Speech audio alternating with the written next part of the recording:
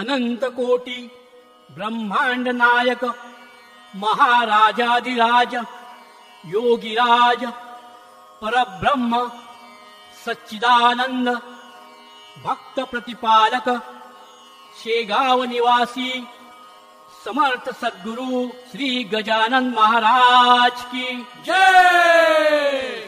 ओळखतो आवाज ओळखती खूण, ओळखतो आवाज ओळखती खूण, आपल्या भक्तांसाठी तो फिरतो आहे अजून।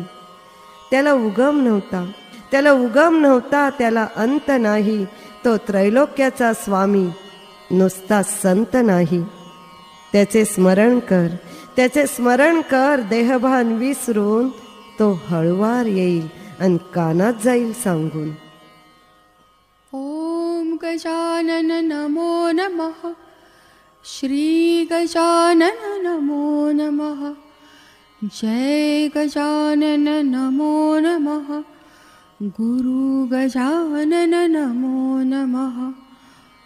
ओम गजानन नमो नमः, श्री गजानन नमो नमः, जय गजानन नमो नमः, गुरु गजानन। 23 फेब्रुवारी 1878 माघ वद्य सप्तमी, बुलढाणा जिल्ह्यातील खामगाव तालुक्यातील शेगाव हे छोटंसं गाव, पण या छोट्या गावाचं महत्भाग्य साक्षात परब्रह्म इथे सगुण रूपात साकार झालं, मानवी देह धारण करून अवतरलं।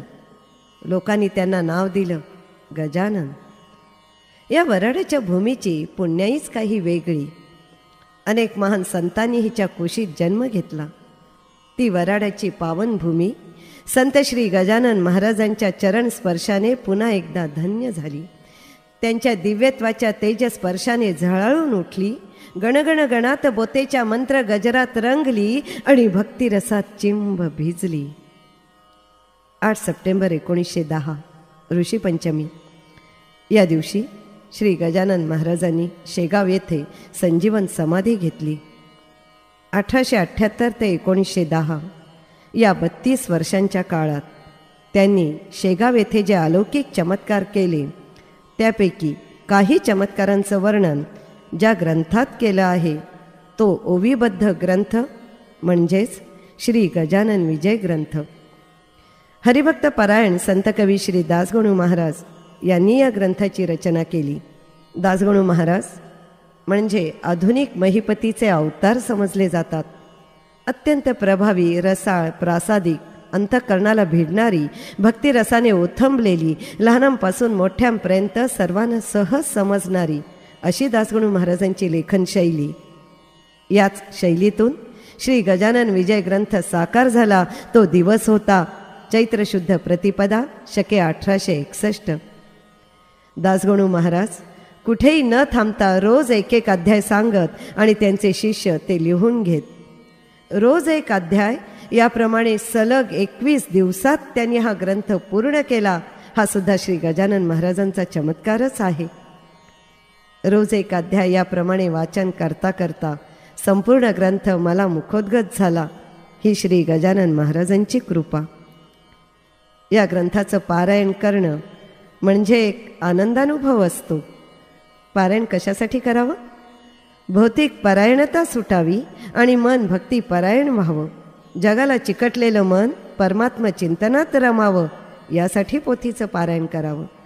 अर्थात हे पारायण म्हणजे अंधश्रद्धा नाही की आपल्या आई कर्मापासून पलायन नाही। महाराजांनीच आपल्याला सांगितलं आहे, कर्ममार्ग सोडू नको, विधी निरर्थक मानू नको। मात्र हे कर्म करता करता कधीकधी मनाला मरगळ येते, मन हताश होतं, आयुष्य विफल वाटू लागतं। अशावेळी मनातली तगमग कमी व्हावी, मनातून शांत व्हावं आणि त्याला पुनश्च उभारी मिळावी, यासाठी श्रद्धेचं महत्त्व आहे। आयुष्यात संकट येणारच, पण या संकटांना सामोरे जाण्याचं सामर्थ्य मिळतं ते श्रद्धेमुळे। अर्थात ही श्रद्धा डोळस हवी, श्रद्धेचा व्यवहार होता कामा नये।